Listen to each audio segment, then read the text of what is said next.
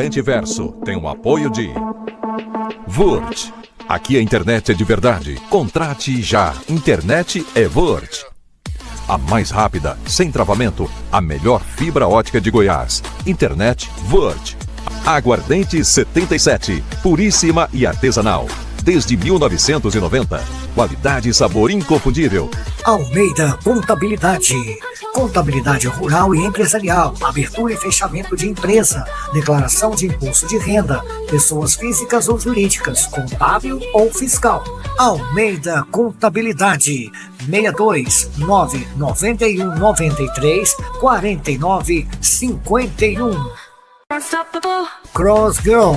Calistenia, funcional, cross, musculação e dança. Cross Girl. Fale com a professora Andréia Ramos. Telefone 99231 5183. Cross Girl. No ar, podcast Frente e Verso. Frente e Verso. Arte, cultura, música, religião, esporte, política. Aqui a sua opinião tem voz. Debates, cidades, estado, Brasil. Podcast Frente e Verso. Podcast Frente e Verso. Alô, olá você, bem-vindo, bem-vinda a mais um podcast Frente e Verso aqui pela minha, pela sua, pela nossa Top News Goiás. Tá chegando agora? Já deixa o seu like, se não é inscrito, se inscreva em nosso canal, porque sempre estamos aqui entrevistando pessoas maravilhosas, pessoas que sabem, tem todo aquele brilho, tem sempre algo a mais a nos ensinar, a nos passar informações, pessoas que nos trazem cultura, pessoas que nos trazem conhecimento. Se inscreva aí, Top News Goiás, siga a gente também no Instagram, @Top News Goiás, e acompanhe as principais notícias de Goiás, do Brasil e do mundo no topnewsgoias.com.br. E hoje nós estamos aqui nesta linda casa. Nós tivemos a honra, mais uma vez, de estar aqui ao lado de um amigo, incentivador. Ele que é doutor, mas é doutor de verdade, que lançou uma obra em agosto maravilhosa. Olha, eu estou com ela na mão, Ensaios Reunidos. É mais uma grande obra desse escritor, professor, doutorado, especializado em Rousseau, Dr. Wilson de Paiva. Obrigado por nos receber aqui nesta linda casa, riquíssima, uma casa milionária de livros, muito conhecimento. Bem-vindo, obrigado. Vou chamar de professor, mas parece que fica tão pequeno, chamar o mestre de professor. Obrigado mais uma vez por nos receber aqui, professor Wilson. Gival, eu que agradeço e quero parabenizá-lo pelo trabalho que você faz, cumprimentar primeiramente os nossos ouvintes neste dia, e parabenizá-lo pelo trabalho intelectual, jornalístico, cultural que você presta à nossa comunidade e a toda a região e ao Brasil em todo, como um todo, não? Então é uma honra recebê-lo aqui nesse dia. Professor, já começo perguntando, o senhor viaja o mundo inteiro, fala 5 idiomas, qual foi o último país que o senhor estava? Em junho nós fomos aos Estados Unidos, em Nova York, tivemos um encontro da Rousseau Association, que é uma associação que eu participo, faz parte da diretoria inclusive, e o objetivo da associação é estudar a obra de Rousseau, tanto em francês quanto em inglês, e estivemos lá inclusive pautando o próximo encontro, que vai ser em 2027, e eu coloquei a proposta de sediá-lo aqui na UFG, em Goiás, e foi aceita. Então, em 2027, em junho, teremos o encontro da Rousseau Association, que é internacional, aqui em Goiânia. São pessoas do mundo inteiro que discutem Rousseau até hoje? Sim, a comunidade russoniana é grande. Claro que a primeira tradição é francesa. Juntamente com a Suíça, ali tem o grande, digamos, o hub, o ponto central, onde, através das academias, das universidades, os rousseauistas agregam. No entanto, também há um grande número na Inglaterra, nos Estados Unidos e no Brasil. A comunidade que estuda Rousseau no Brasil é significativa. E esse encontro em 2027 no Brasil é como se fosse uma Copa do Mundo, simplificando, sendo realizada uma conquista enorme para o Brasil, e vai ser em Goiás, professor? Sim, vai ser sediada na UFG. Na UFG. Para a UFG, então... É um grande feito, com certeza. É um grande feito, né?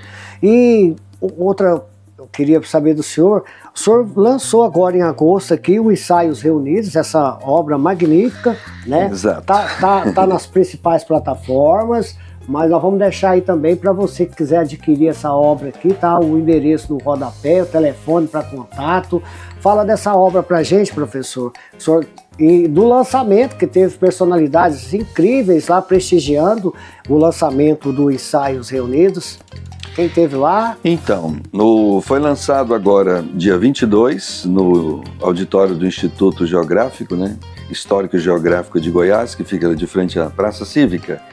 E eu fiquei, assim, admirado com a presença de um grande número de professores, de intelectuais em gerais. Inclusive, o Irapuan Costa Júnior, ex-governador, foi lá prestigiar o lançamento dessa obra. Eu fiquei muito feliz, muito contente. No momento, eu fiz uma palestra sobre o caráter inusitado da brasilidade, ao momento que eu lançava o livro, porque eu trato desse tema nessa obra. Essa é a mais recente obra. Sim, a mais né? recente. A mais recente. O senhor colocou aqui no primeiro ensaio a saudade como essência da alma lusitana. Perfeito, perfeito. Que tem aqui, dá um spoiler para nós aí, professor. Essa saudade. Olha só, a obra ela é composta de 6 ensaios. Muito bem, como que eles foram construídos ou como que eu desenvolvi essa obra como um todo? Os 6 ensaios foram escritos em épocas distintas, para finalidades distintas também. Por exemplo, esse primeiro eu apresentei, foi escrito diretamente em inglês e apresentei em Toronto em 2017, no encontro sobre a lusofonia. Quando eu voltei, eu fiz a tradução para o português e ampliei, porque o artigo de apresentação num evento é composto aí de 18, 20 páginas no máximo. Já este ensaio tem umas 40. Então houve uma ampliação e nele eu discuto que, ou melhor, defendo que a saudade é um elemento da nossa cultura porque faz parte da nossa história, desde a Constituição de Portugal até a descoberta do Brasil, o desenvolvimento e invenção do Brasil, que é como um traço do nosso sentimento, ou seja, é um sentimento que nos constitui enquanto luso-brasileiros. A saudade faz parte da nossa cultura. Não é simplesmente você dizer, eu tenho saudade de tal determinada coisa, eu tenho saudade de tal pessoa e assim por diante. Não, a saudade para o luso-brasileiro é algo que está dentro da alma, porque a nossa alma ela é nostálgica, nossa alma é saudosa. E nesse sentimento saudoso, nós sentimos falta daquilo que nos passou na história, das pessoas que passaram na nossa vida, dos momentos que tivemos, mas de uma forma doce e amarga ao mesmo tempo. E é isso que o estrangeiro não compreende. Ele não compreende isso. Não compreende isso. Bom, aqui no segundo ensaio, a condição... E do Homo Brasilianus. Do Homo Brasilianus. Então, a condição inusitada da terra brasilis e do Homo Brasilianus. Dá mais um spoiler aí, professor. Esse ensaio já foi escrito para a obra, e a partir do momento que eu decidi, não, vou juntar os meus ensaios em um só livro, então eu fiz esse que é o mais importante, eu acho, do livro como um todo. Dos ensaios reunidos. Sim. Por exemplo, depois eu volto a ele. Vamos falar um pouquinho mais. Mais à frente, um dos ensaios é sobre a filantropia, que é algo que praticamente não existe neste país, né? Você não encontra filantropos mais. Vou dar um exemplo para você. Quando eu fui para o Canadá fazer meu pós-doutoramento em 2014, cheguei lá, a universidade em que eu estava logo mudou de nome. Era o School of Education, College of Education, e passou a ser Werkland School of Education. Werkland. Só que o Werkland é o nome de uma família. Então eu perguntei a alguns conhecidos meus de lá, o pessoal que me acompanhava, e eles disseram, você não sabe, é porque a família Werkland, o velho, o patriarca que faleceu, deixou 30 milhões para a universidade. 30 milhões de dólares a universidade ganhou. Então isso é um exemplo de filantropia. Aqui no Brasil eu discuto o Barão de Macaúbas nesse ensaio, que foi um grande filantropo da cultura e da educação no Brasil. Colocou escolas, implantou programas, livros e obras na nossa história. Inclusive, Olavo Bilac e José de Alencar foram alunos dele. Então ele foi um formador de intelectualidade no Brasil, um formador de cultura. E era um filantropo, fazia isso por conta própria, sem ajuda de governo. Esse é um ensaio. O outro, inclusive foi publicado em forma de artigo. Sim. O outro eu discuto sobre a intelectualidade, que é o último. E o penúltimo eu discuto sobre os estadistas brasileiros, os nossos políticos. E aí eu sou meio debochado porque não tem como ser diferente. O senhor coloca aqui sobre estadistas virtuosos ou a caça aos unicórnios. Entendeu? São vários artigos que foram publicados ou em livro ou em revista que foram reunidos aí nesse livro. Mas o segundo, voltando à sua pergunta, o segundo que é sobre o caráter inusitado da brasilidade, que é o do Homo brasilianus, da Terra Brasilis, que foi o tema da palestra do dia 22, aí sim, esse foi escrito especificamente para a obra. Para a obra, né? Tá magnífico, a editora é a Dialética, viu, pessoal? Então, ó, vamos adquirir essa obra aí. O senhor fez um lançamento em Goiânia, pretende fazer um café filosófico aqui em Trindade? Falar nisso, Elton Rosa, cadê o café filosófico, Eltinho? Elton Rosa, da Atleca, nossa Academia Trindadense de Letras. Eltinho, arruma um tempo nessa agenda aí, vamos organizar um café filosófico para o professor Dr. Wilson lançar esse livro maravilhoso aqui em Trindade. Eu vou te cobrar, viu, Eltinho? Você, como tá na presidência aí, tem a obrigação de nos blindar com café filosófico e lançamento do livro do professor Dr. Wilson. Estamos te aguardando, Elton Rosa. Senão eu vou puxar a sua orelha 24 horas por dia, viu? Fica bacana, né? Um café filosófico, porque tem mais de anos que a Atleca não realiza um café filosófico, que é uma coisa que não poderia ter acabado. Sim, foi uma ideia criada, né, há alguns anos pela academia. Nós tivemos alguns cafés que foram muito bons. Trouxemos convidados de Goiânia, professores da universidade. Nossa, é fantástico. Que pode se repetir. Se houver, viu, Elton? Se houver esse relançamento, podemos convidar o Egmar Felício, que é trindadense e é professor da universidade, é um conhecedor de Goiás, do Cerrado, da cultura goiana. É uma excelente pessoa para participar do Café Filosófico. E nós vamos estar dando todo o apoio, viu, Tim? Pode contar com a Top News aí. Se você quiser, a gente transmite até ao vivo esse Café Filosófico aí, porque nós precisamos demais. Estamos precisando muito de cultura, viu? Precisamos demais. O Brasil está precisando. Professor, perdemos Vamos tomar um chá aqui, gente, em inglês, porque não é qualquer lugar que você chega, você vai tomar um chá em inglês. Gente, agora, curiosidade. Vocês estão vendo essa xícara aqui? Olha só, essa xícara. E esse chá. Agora, professor, essa xícara aqui, ela foi feita quando? 1749. 1749. E eu tô aqui, esse humilde mortal, tendo esse prazer aqui de tomar esse chá inglês com o Dr. Wilson, o mestre Wilson. E vamos ver. Nossa. Bom, não é? Gente, cá entre nós. É a bebida dos deuses, viu? Vou matar vocês de inveja, que isso aqui está delicioso. Olha. Gente, professor, mas isso pode tomar todo dia? Isso é... Com certeza, pode ser tomado todos os dias.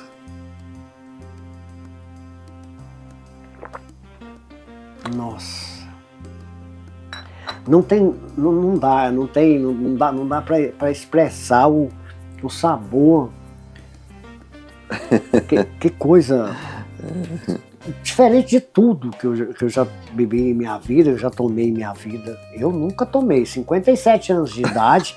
Bom, primeiro uma honra de tomar numa xícara de 1749. 49. E depois o sabor desse chá aqui. Meu Deus, é dos deuses, é incrível, fantástico.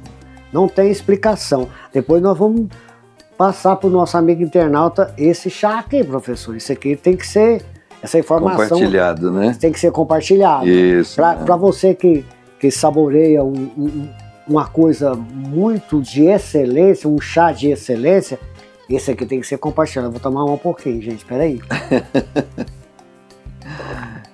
É muito bom. Delícia. Professor, perdemos o nosso eterno, não falo que perdeu porque quem tem mais de 70 obras publicadas, o nosso analista de Bagé, o Luiz Fernando Veríssimo, partiu, deixa frases incríveis, morreu sem realizar o seu grande sonho, que era não morrer, uma das suas frases, mas perde muito, né, professor? Muito. A nossa intelectualidade, nossa literatura, quando eu falo nossa literatura brasileira, ela está num declínio assim incrível, sabe? Nós tivemos bons escritores no passado, como ele, como o pai dele, Érico Veríssimo, como o Jorge Amado, a própria esposa do Jorge Amado também, Zélia Gattai, uma excelente escritora. Tivemos escritores assim de nível internacional. Só não ganhamos o Prêmio Nobel de Literatura, nem sei por quê, porque Jorge Amado o merecia. No entanto, atualmente você vê o foco mais nas obras de autoajuda, motivacionais.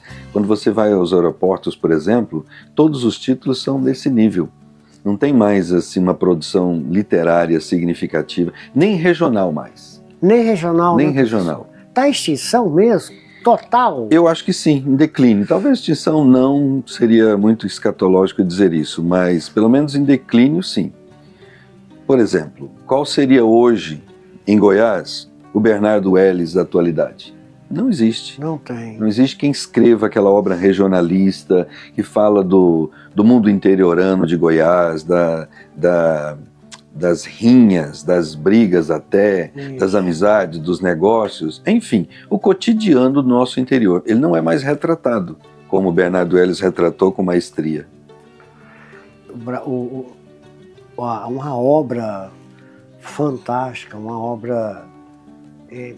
o artista vai, o escritor vai, mas a obra permanecerá para sempre, né? Sim, quem conhece, sim. Eu sinto que eu falei a palavra extinção, é porque eu sinto isso. Uhum. Estamos em extinção de grandes escritores.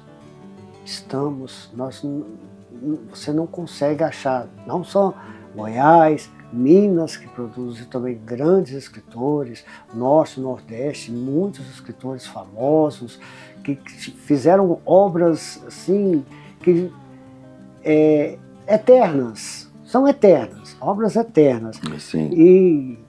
E hoje não se vê mais, o senhor disse tudo, resumido, aquela autoajuda, uns livros assim que não tem mais aquela alma dentro, não. Aquela espiritualidade. Quando você vê algo assim, você vê que tem espiritualidade aqui dentro, que tem um sentimento, que tem um estudo, que tem todo um trabalho, que tem pedaços de uma vida, tempo de uma vida em cada parágrafo.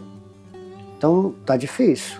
Eu usei a palavra porque aqui me veio assim, extinção quase que total de grandes escritores. Eu senti muito a ida dele, porque para o Brasil e para o mundo também. Com certeza, com certeza. Que o Veríssimo, ele me deixou, apesar de ser um esquerdista nato, mas ele deixou grandes obras. Sim, com certeza. Mas vamos dar outro exemplo. O exemplo de José J. Veiga, um grande escritor goiano que foi traduzido para o mundo inteiro, diversas línguas, e que, no entanto, é desconhecido, praticamente desconhecido.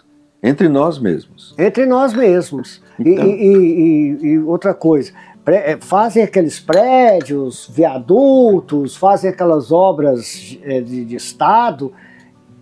Qual a obra que tem de grande magnitude no estado de Goiás que tem o nome dele?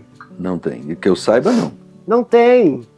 Eu tentei fazer centro de cultura, alguma coisa assim? Sabe, eu tentei, não vou dizer assim, ajudar, porque eu não me considero um grande escritor. Um escritor o senhor é um fraquinho. grande escritor. Não. Não. E aí o que eu fiz? Eu juntei a obra de José J. Veiga, toda praticamente, reli algumas que eu havia lido e li as demais. Isso foi depois da pandemia, quando eu retornei da França, de Paris. Reuni toda a sua obra, peguei os elementos principais de José J. Veiga, que são os personagens, que são os cenários que ele escolheu, que são todos cenários parecidos com o nosso aqui de Goiás, e escrevi um romance. Foi meu primeiro romance, A Hora dos Transeuntes. Está aqui, né, Está professor? aqui, exato. Esse, né? Este. A Hora dos Transeuntes. É um tributo a José J. Veiga. Sim. Isso aqui foi qual? Primeira? Não, o né? primeiro romance. Primeiro romance. Não o primeiro livro, isso. Isso. Também... Foi pela Mercado de Letras. Mercado de Letras. Está lá Está no site Mercado de Letras. Letras. Mercado Livre. Na Amazon. Dá um Google aí, que você vai ver as principais obras. O professor tem várias obras. Essa daqui também é muito... Essa daqui o meu menino leu, gostou demais. Gostei, ele é bom. Ele é bom. E meu filho é chato, psicólogo, lê muito, ele gostou. É muito bom esse livro. E essa arte chama a atenção, né? Olha que arte linda. Então, aqui está tudo... É um pequeno, né, comparado à grande obra de José J. Veiga, né, professor? Sim, seria quase que uma introdução a José J. Veiga, porque foi um romance escrito no estilo de Veiga, com os elementos que Veiga utilizou em sua literatura. Então seria uma boa introdução à obra, ao estilo do nosso grande escritor goiano. E uma coisa que sempre me intriga também, professor, tantas coisas que podem ser feitas, homenagens, prêmios, às pessoas de talento, de cultura.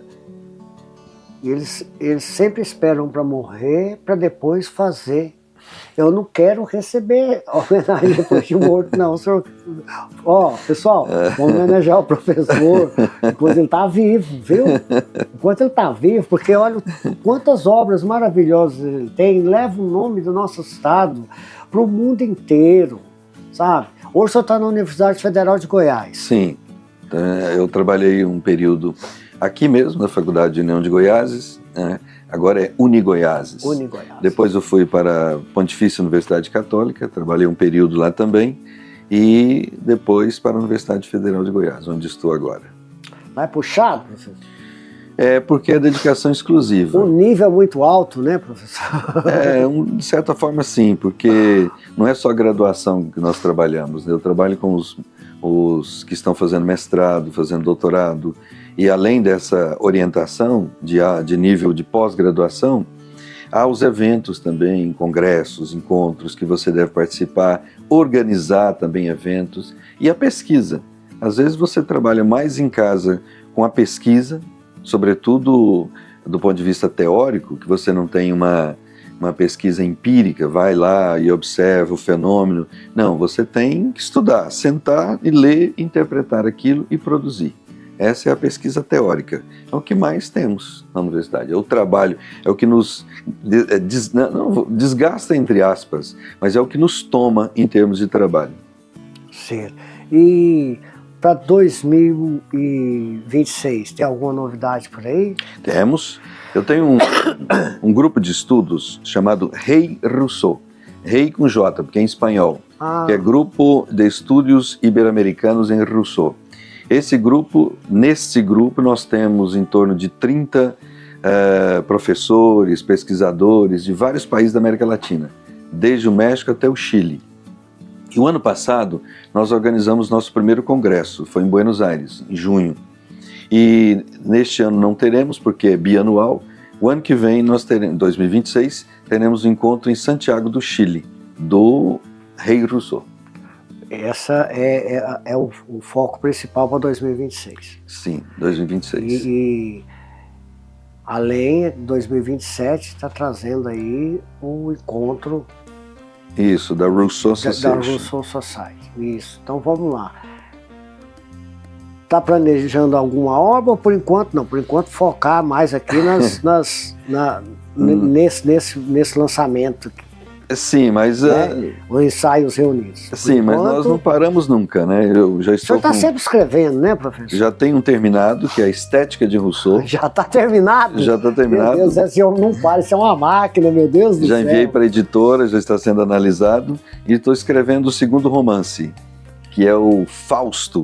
Será o Fausto Goiano. Fausto Goiano? Fausto Goiano. Olha, professor, cuidado.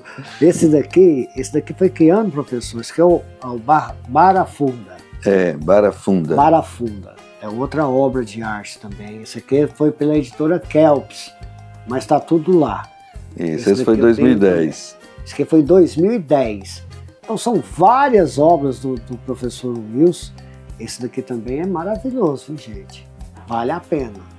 Vale muito a pena. Então, ó, Barafunda. Professor, se você... todas as publicações do senhor estão lá na internet, né? Mas o físico, nós vamos deixar isso. Vai deixar pra gente o físico. Isso daqui é a Fontana de Lutécia. Fontana de Lutécia, isso aqui é lindo. Fala sobre essa fonte aqui, professor. Só me contou a história dessa fonte. Como que é essa fonte aqui? O que aconteceu que inspirou o senhor a falar sobre essa fonte, essa Fontana de Lutécia, que tem uma fonte aqui muito famosa. Sim. A produção dessa obra foi meio angustiante, porque eu e a esposa estávamos em Paris, eu estava como professor visitante na Sorbonne Université, e aí veio a pandemia. Com a pandemia, em primeiro momento, nós tivemos que ficar meio isolados no apartamento, nós saímos somente para fazer compra no mercadinho e voltar, não podia circular pela cidade. E eu fiquei com várias obras da universidade no apartamento sem poder devolver. E fiquei pensando, o que eu vou fazer? Andando para um lado e para outro, pensando. E daí me vieram duas ideias. A primeira, escrever 8 conferências sobre Rousseau. O que eu fiz, e quando voltei, eu ofereci em forma de transmissão do YouTube, que estão até hoje na internet, no site oficial da UFG. E o segundo plano, o projeto, foi literário, foi a produção de um livro sobre as epidemias, que é o que nós estávamos vivenciando. Então, primeiramente, eu fiz um conto sobre a epidemia do coronavírus e depois retroagi e fui até a primeira epidemia mais conhecida da humanidade, que é a epidemia de Atenas, em 390 mais ou menos antes de Cristo. Houve uma epidemia em Atenas, morreu mais ou menos aí 1/3 da população, foi um desastre. E eu pensei num personagem que saía de Atenas nessa época e andava pela Europa e passava por onde hoje é Paris, que na época não existia nada. Então ele encontrou uma fonte que, ao beber da água, ele sarou. Depois, uma pandemia do Império Romano, no ano de 160 depois de Cristo, da mesma forma, um personagem sai e passa por Paris, mas aí já havia uma vila, pequena vila. Na sequência temos outra pandemia, que é no período medieval, chamada Peste Negra, um personagem também passa por Paris e bebe da fonte, aí já é uma cidadezinha um pouco maior. E assim vai, passando pelas pandemias, cada conto é uma pandemia, e a última é do coronavírus, quando um professor brasileiro, meio autobiográfico aí, mas é outro nome, não tem o meu nome. O professor brasileiro sai, vai para Paris, encontra a fonte e bebe dela também. Os personagens se encontram de modo virtual na história. Em épocas diferentes, mas na fonte. Na fonte. Por isso chama Fontana de Lutécia. Lutécia era o nome romano para Paris. Incrível, não é, gente? Fala a verdade. Maravilhoso. Vale muito a pena, viu? Esse daqui tá por qual editora, professor? Pela CRV. CRV. Gente, olha, então confira as obras do professor Dr. Wilson de Paiva, viu? Essa daqui é super interessante, não é? Eu sei que você ficou curioso aí, eu sei que para quem ainda não conhece, vai procurar e vai conhecer. Tem muitas outras obras aqui. Emílio de Rousseau. Essa é a principal em termos acadêmicos. A principal em termos acadêmicos, ele é especialista em Rousseau, hein?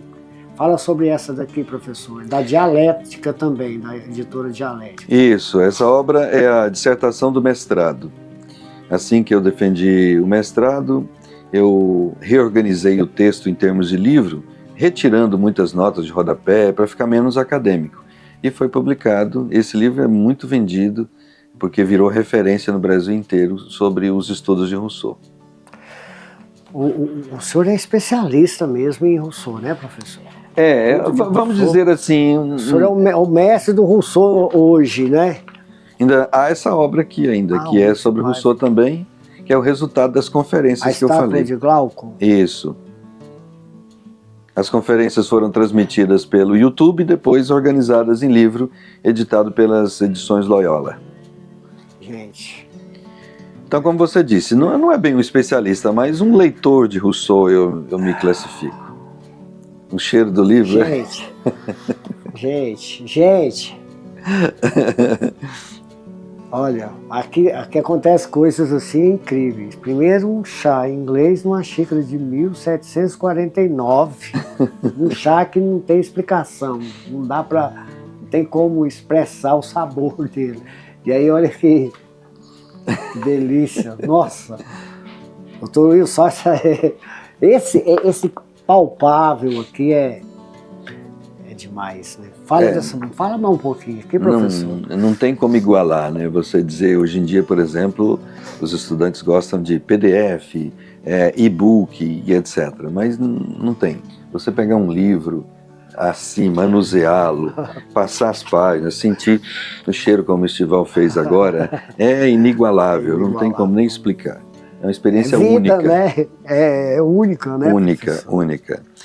Então, esse livro aí, A Estátua de Glauco, fala justamente disso mesmo, da estátua, que vem a partir de um mito grego, de que havia um semideus, era um humano, mas tornou-se um deus, e ele era protetor dos pescadores. E fizeram lá uma estátua para Glauco.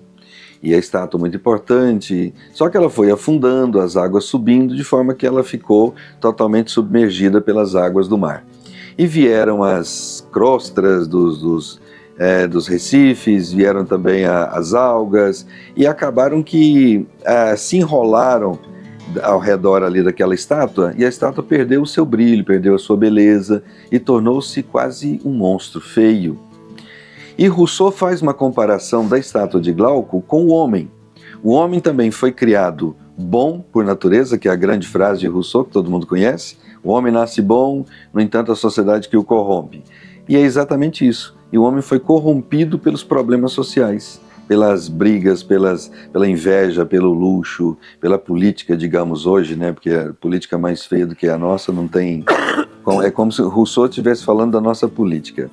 E aí o homem, como a estátua de Glauco, se deteriorou, se corrompeu e parece mais um monstro do que uma figura divina que foi criada por Deus.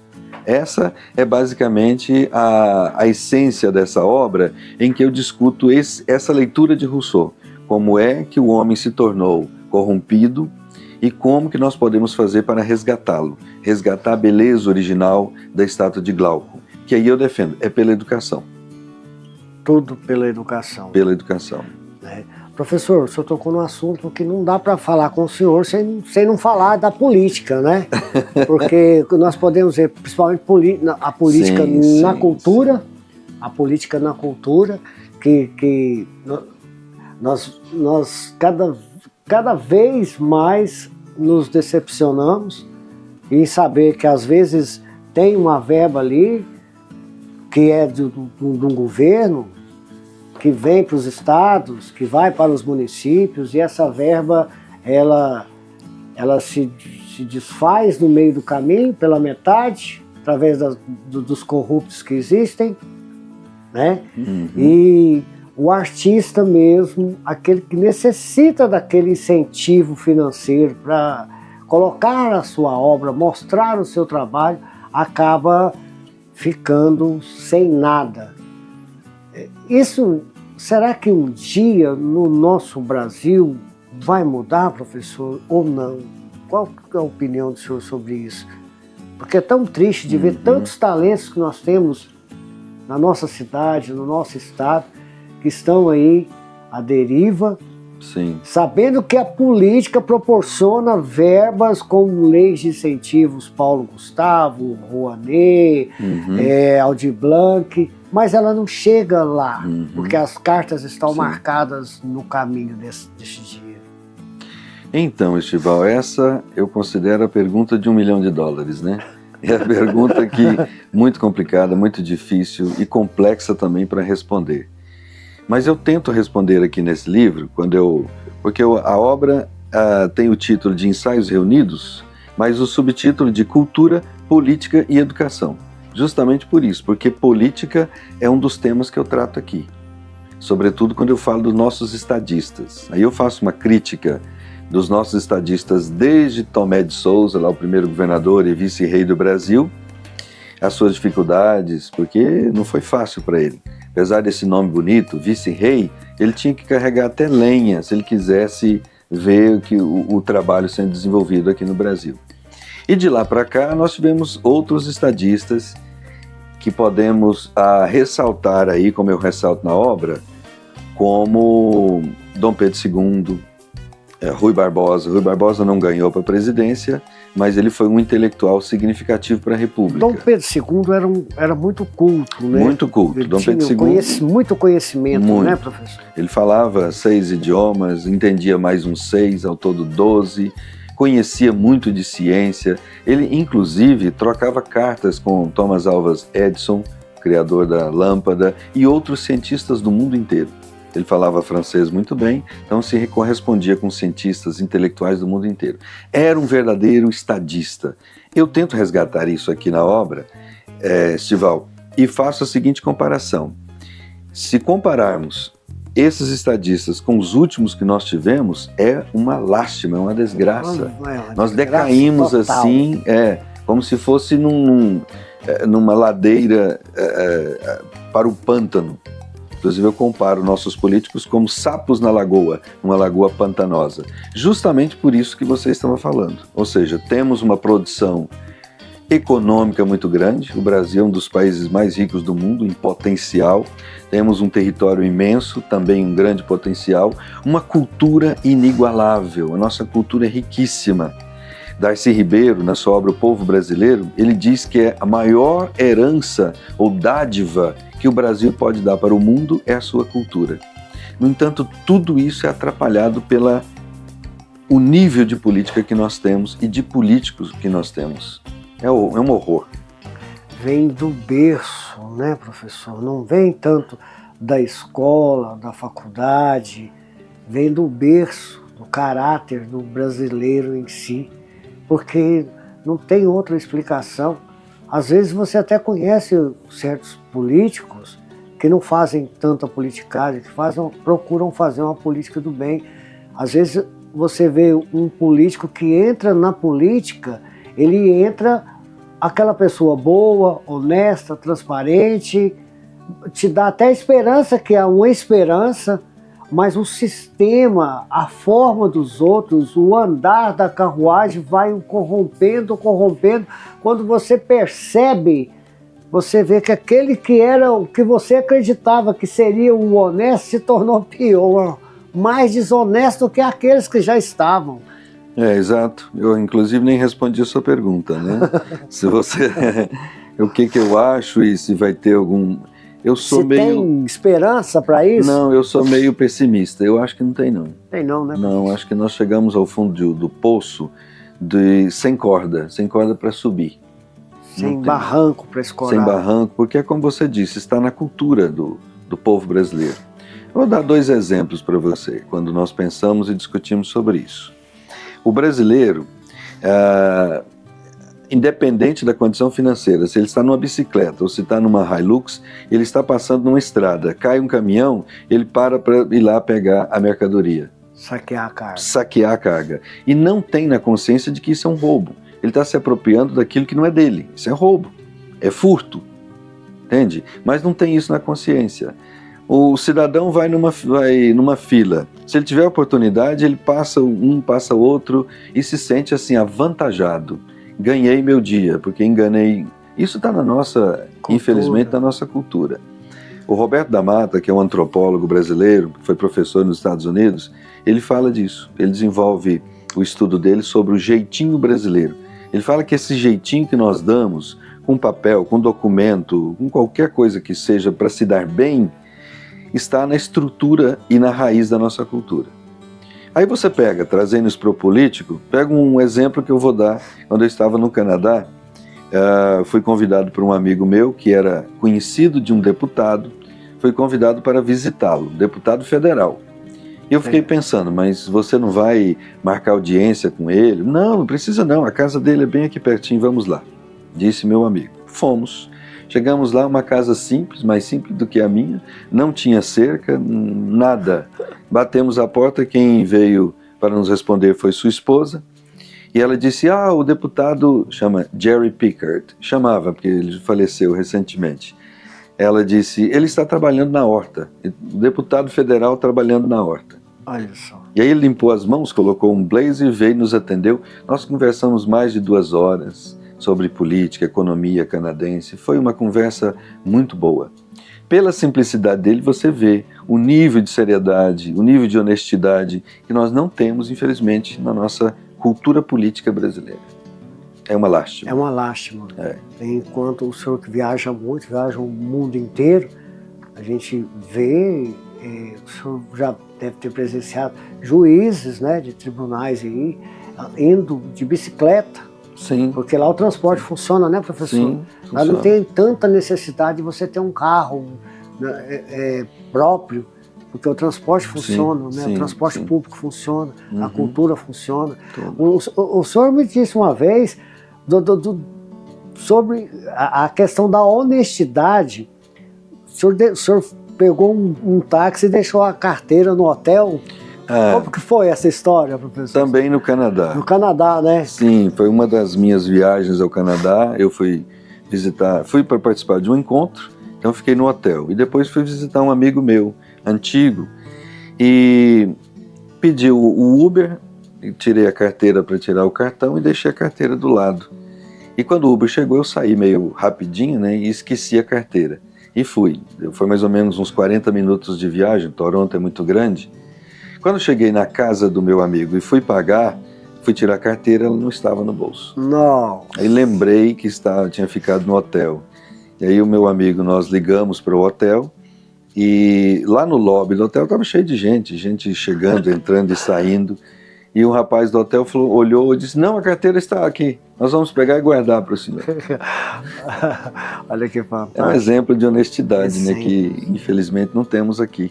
E os exemplos arrastam, né, professor? Sim. Você me lembrou de uma frase, em Belém, na principal avenida tem o batalhão do exército, aí tem essa frase lá, a palavra convence, o exemplo arrasta. Está escrito no muro. A palavra convence, mas o exemplo arrasta. Muito bonito essa frase. Bonito, né? Muito bonito. Nossa. Professor, olha, aqui nós temos assunto para 6 dias de podcast. Se tiver chá igual esse daqui, nós vamos ficar aqui uns 2 anos. Porque é prazeroso demais, é muito conhecimento. Não dá para falar assim, mostrar tudo e contar todas as histórias, mostrar os souvenirs. Os souvenirs. Souvenir que o professor, todo país que ele vai, ele traz. Então aqui tem coisas aqui. Depois eu vou fazer umas imagens para mostrar para vocês o quanto de coisa linda que ele traz, né?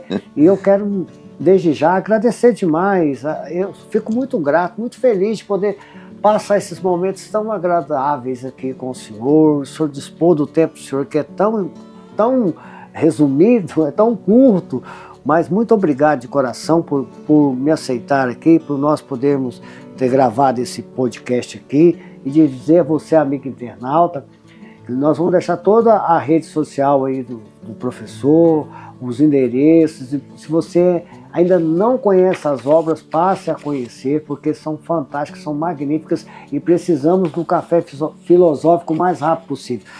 Professor, ficou alguma coisa que o senhor queira falar ainda para a gente ir dando encerramento ao nosso podcast? Só agradecer aos ouvintes, né, pela paciência, o interesse pela cultura, porque cultura é algo que está se extinguindo. Agora eu vou usar a sua palavra, está em extinção.